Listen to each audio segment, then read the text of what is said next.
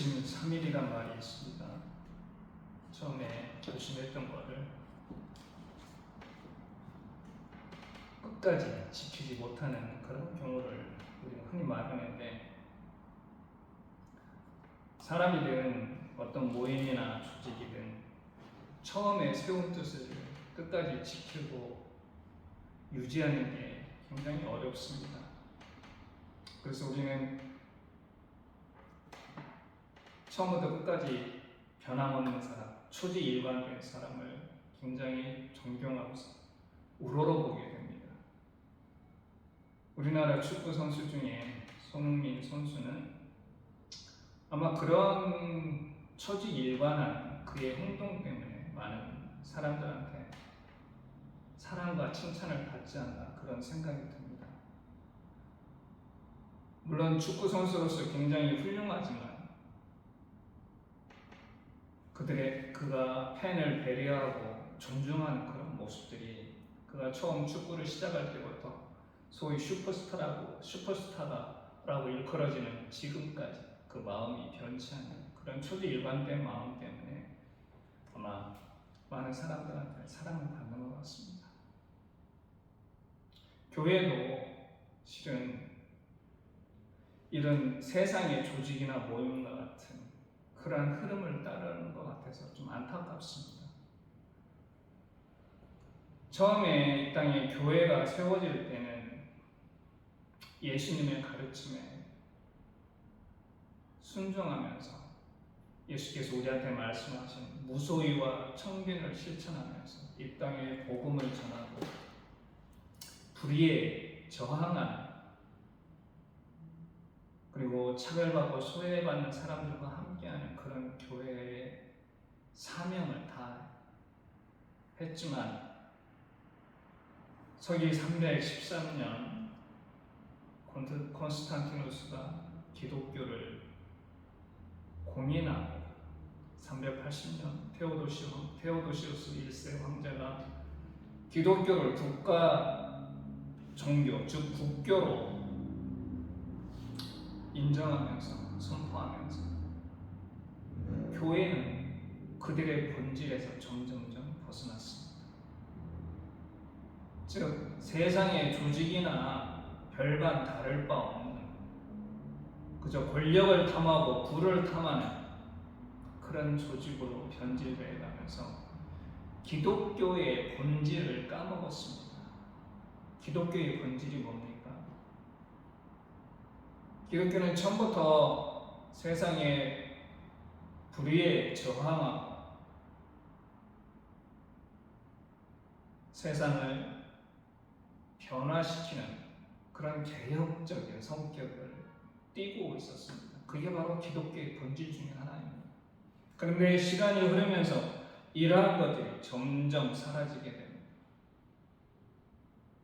그저 권력과 부를 탐하는 사람들의 모임으로 점점 변해갔습니다.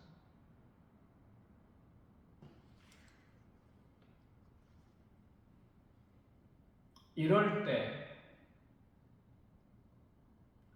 누가 이런 위기에 빠진 교회를 구출했습니까?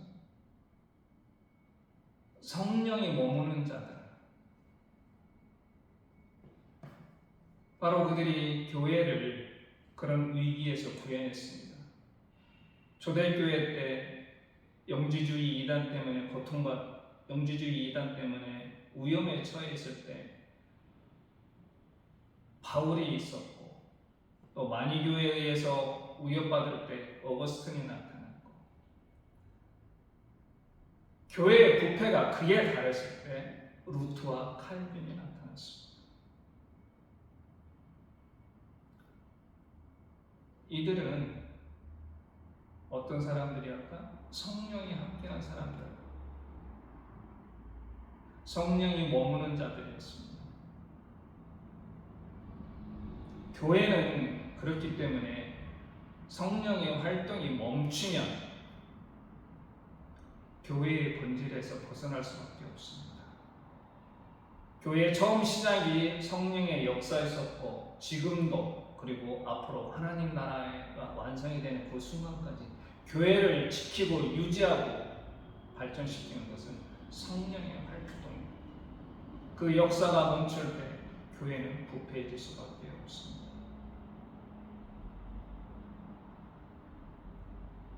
우리는 이 성령의 활동에 의해서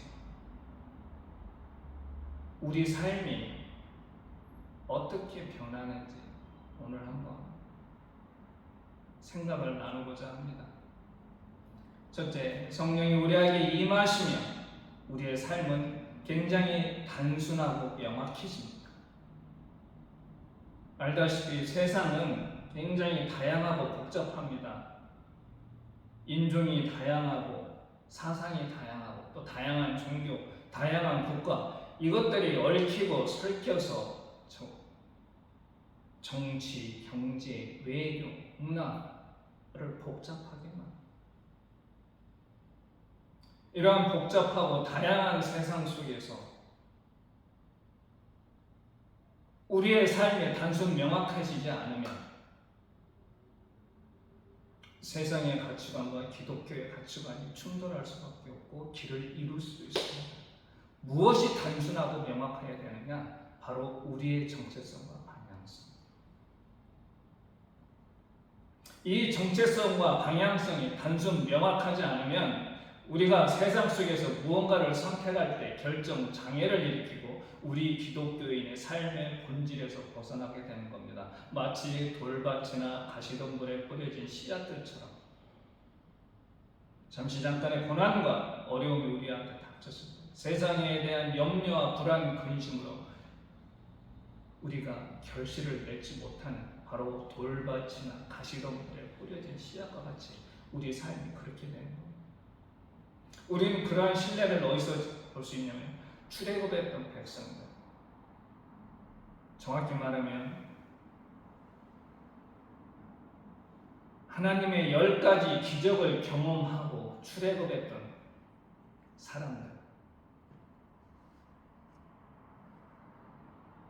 즉 20세 이상 그 장년들, 그 중에 하나님이 약속하신 가나안 땅에 들어갔던 사람들은 딱 둘밖에 없었습니다. 여호수아와 갈렙.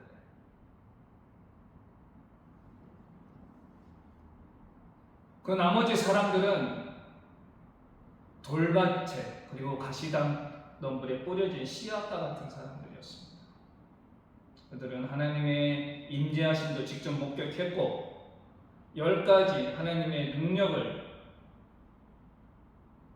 직접 경험했음에도 불구하고 그들은 가나안 땅에 들어가지 못했습니다. 왜 그랬을까요? 왜 여호수아와 갈렙만이 들어갈 수 있었을까요? 민수기에 보면 이러한 그 힌트가 있습니다. 하나님께서 모세한테 뭐라고 말씀하시냐면 눈의 아들 여호수아는 그 안에 영이 머무는 자니 이렇게 있습니다. 여호수아는 성령이 함께 하시는 그 안에 성령이 머무는 사람이었습니다. 그랬기에 그의 삶은 단순하고 명확했습니다. 즉 정체성과 방향성이 분명했다는 겁니다. 그의 정체성은 나는 하나님의 종이요, 그의 방향성은 어떤 고난과 시련이 닥치더라도 약속의 땅 가나안으로 간다. 이것 딱 두 가지였습니다. 그의 삶이 이렇게 단순 명확해질 수 있었던 것은 그 안에 뭐가 머물렀기 때문에 성령이 머물렀기 때문에.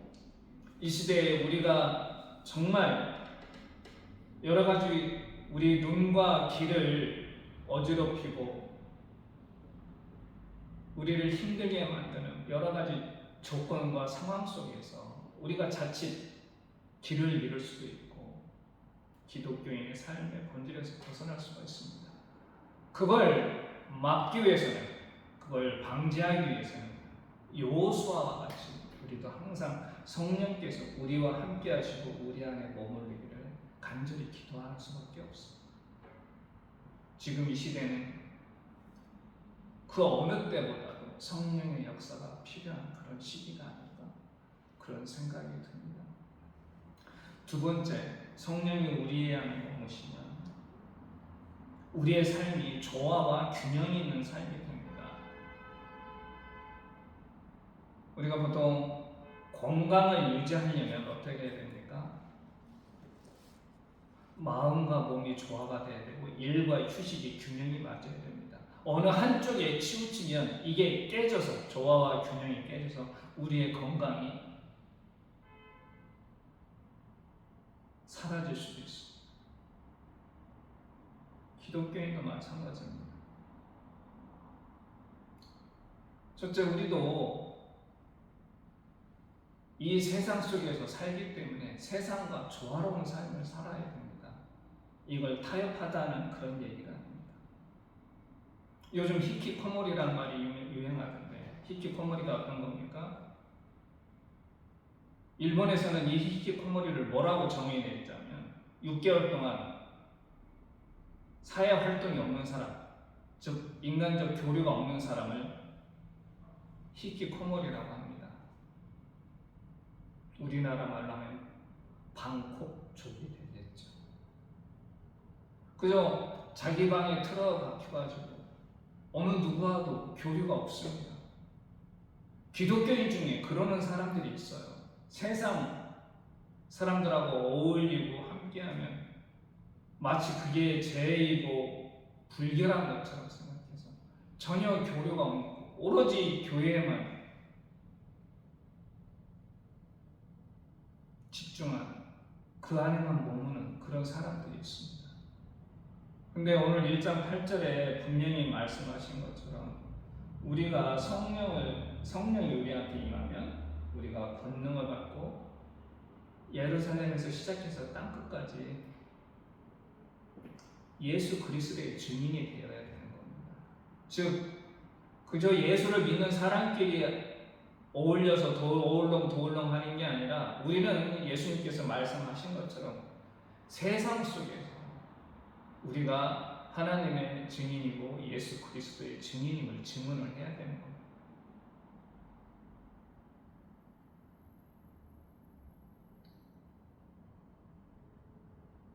두 번째로는 삶과 신앙의 균형이 필요합니다. 이런 분이 계시죠? 일주일 내내 교회 가서 열심히 봉사하고 아침 일찍 나가서 밤늦게 들어오시는 분들 계십니다. 그 열성 정말 감탄할 수밖에 없는데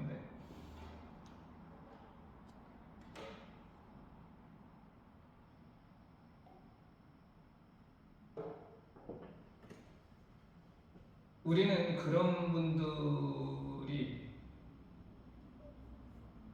삶과 신앙에 그분들의 삶과 그리고 신앙인으로서의 삶, 이 두 가지가 딱 봐도 밸런스가 깨졌다는 걸 우리가 보게 됩니다.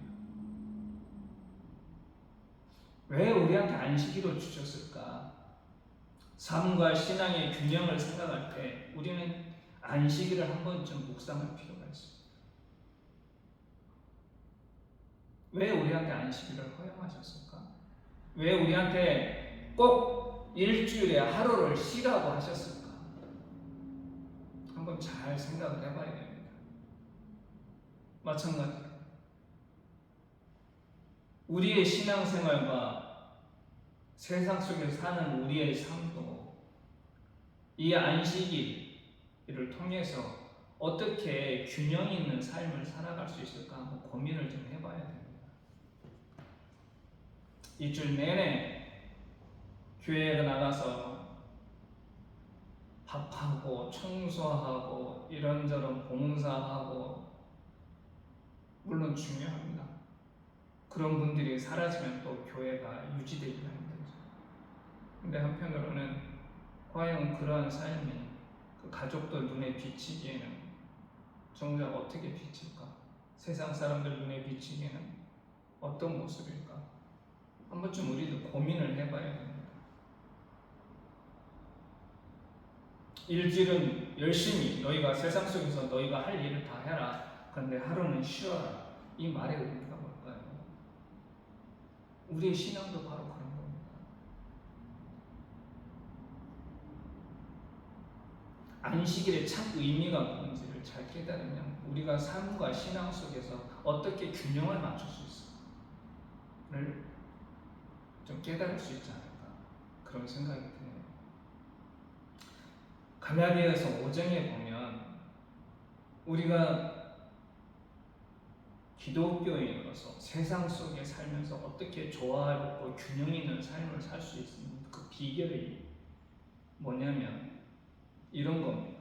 성령의 열매는 사랑과 희락과 화평과 오래 참음과 자비와 양성과 충성과 온유와 절제니 이 같은 것을 금지하거든요.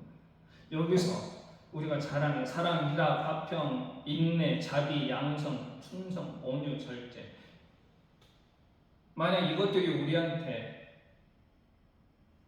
결실을, 성령의 열매로서 결실을 맺는다면 우리가 세상 속에서 살면서 신앙인으로서 그리고 세상에 속한 사람으로서 조화와 균형 있는 삶을 살아갈 수가 있는 겁니다.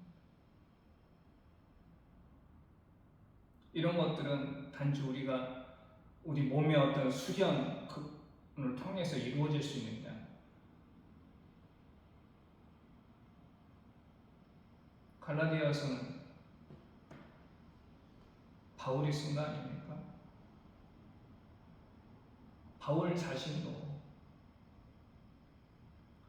이러한 성령의 열매를 맺었기 때문에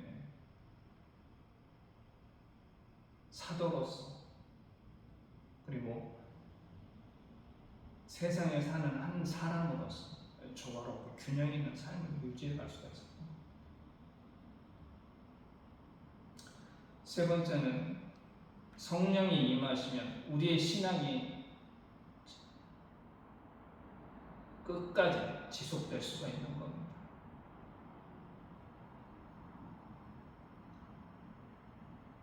아까 좀 전에 출애굽 백성에 대해서 얘기를 했었는데 우리의 신앙을 일관되게 지속한다는 게 쉬운 일이 아닙니다. 우리 모두는 얕은 바위에 떨어진 혹은 돌밭에 떨어진 가시덤불에 떨어진 그런 씨앗과 같은 존재입니다. 그래서 우리 앞에 어떤 고난과 어려움이 닥치거나 또 우리 가정에 어떤 불상사가 일어나면 우리의 신앙이 흔들릴 수밖에 없어요. 이때 우리의 신앙을 흔들림 없이 지속시켜줄 수 있는 게 뭐냐? 바로 하나님을 아는 겁니다. 하나님의 능력과 하나님의 성품이 무엇인지 우리가 알면 비록 우리 앞에 어떤 고난이 올지라도 우리의 신앙은 흔들릴 수가 없는 겁니다. 고린도전서 2장 10절에 이런 말씀이 있죠. 오직 하나님이 성령으로 이것을 우리에게 보이셨느니 성령은 모든 것 곧 하나님의 깊은 것까지도 통달하시느니라. 사람의 일을 사람의 속에 있는 영 외에 누가 알리요? 이와 같이 하나님의 일도 하나님의 영 외에는 아무도 하지 못합니다. 즉 성령 외에는 하나님이 어떤 분이신지 알 수가 없다는 거예요. 그래서 우리 믿음이 끝까지 잘 유지되어야 되면 어떻게 해야 됩니까? 하나님을 잘 알아야 됩니다. 하나님을 모르고서는 우리의 믿음을 유지시킬 수가 없었어요.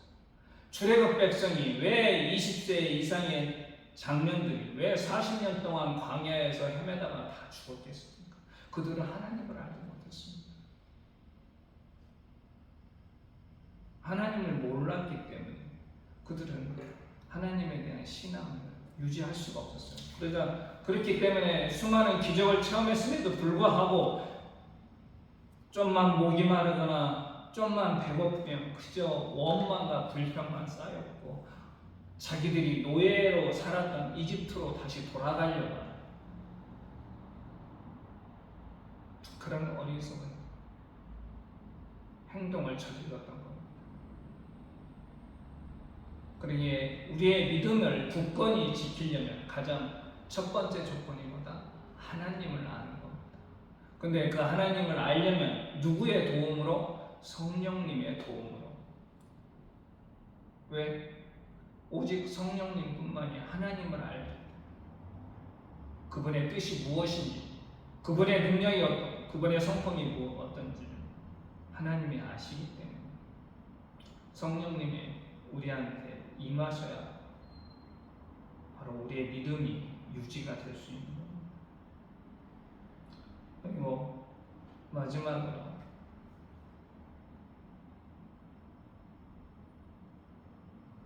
우리 기독교인의 첫 번째 본분이 뭐죠? 오늘 사도행전 1장 8절에 나온 거죠. 사마리아, 유대, 예루살렘, 그리고 땅 끝까지 하나님의 증인이 되는 거고, 또 하나는 예수를 그리스도로 고백하는 겁니다. 고린도전서 12장 3절에 그런 말씀이 있죠. 하나님의 영으로 말하는 자는 예수를 저주할 자라 하지 아니하고, 또 성령으로 아니하거든 누구든지 예수를 주라고 할 수 없는, 성령의 도움이 아니고서는, 성령이 우리 가운데 임하시지 않고는 우리가 기독교인의 첫 번째 본분, 하나님의 증인이 되고 예수 그리스도의 복음을 전할 수가 없다는 겁니다.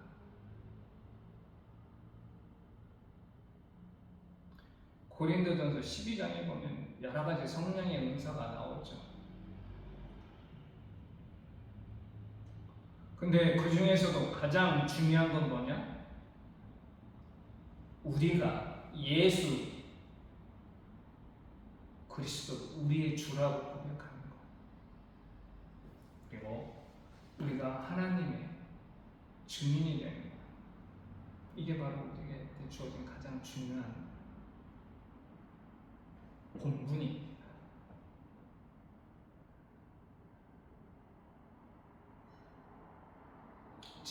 성령을 지나치게 강조하다 보면 어떤 때는 야, 너무 신비주의적으로 흐르는 거 아닌가? 이렇게 염려하실 수도 있습니다. 그러나 바울, 또 성서에 나오는 수많은 하나님의 영에 사로잡힌 자들을 보면 결코 그렇지 않았습니다. 그들은 하나님의 말씀을 정확히 해석을 했고 그 뜻을 사람들에게 전했습니다.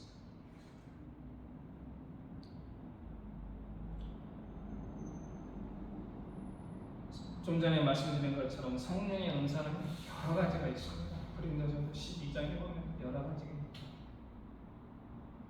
아까 성령의 열매, 이런 열매도 있었지만 성령의 은사는 여러 가지인데 그 중에 대표적인 거 세 가지만 들면 이런 거죠. 병 고치는 은사, 치유, 그리고 방언의 은사, 또 예언의 은사.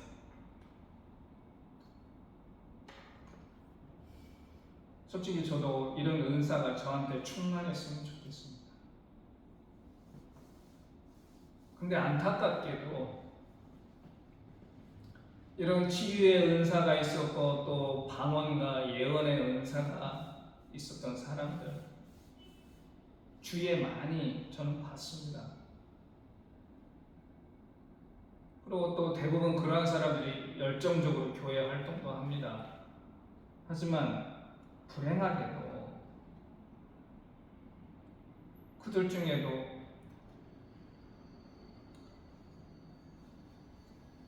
믿음이 일관성하게 지속되는 사람들을 많이 보지 못했습니다. 우리가 성령의 임재를 바라고 원하는 것입니다. 우리가 이 다양하고 복잡한 세상 속에서 우리의 크리스찬으로서의 정체성과 방향성을 명확히 하고, 그리고 이 세상을 살면서 그리스도인으로서 모범이 되고 세상 사람들을 하나님의 나라로 이끄는데 부족함이 없는 그런 삶을 살아가, 또 담대히 세상에 나가서 하나님을 증언하고 예수 그리스도의 복음을 전하는 그러한 삶을 살고자 우리는 성령이 임재하시기를 바라는 겁니다. 단지 나 방언할 수 있다, 예언할 수 있다, 나 병 고치는 은사가 있다, 이런 걸 자랑하기 위한 것이 아니라 우리 신앙의 가장 큰 본질, 내가 크리스찬으로서의 정체성과 방향성, 그리고 어떠한 삶과 어떠한 고난과 어떠한 시련 속에서도 우리의 믿음을 잃지 않고 하나님을 증언하고 예수 그리스도의 복음을 전하는 그러한 본분을 다하기 위해서 우리는 성령이 우리 가운데 임재하시기를 간구하고 원하는 겁니다.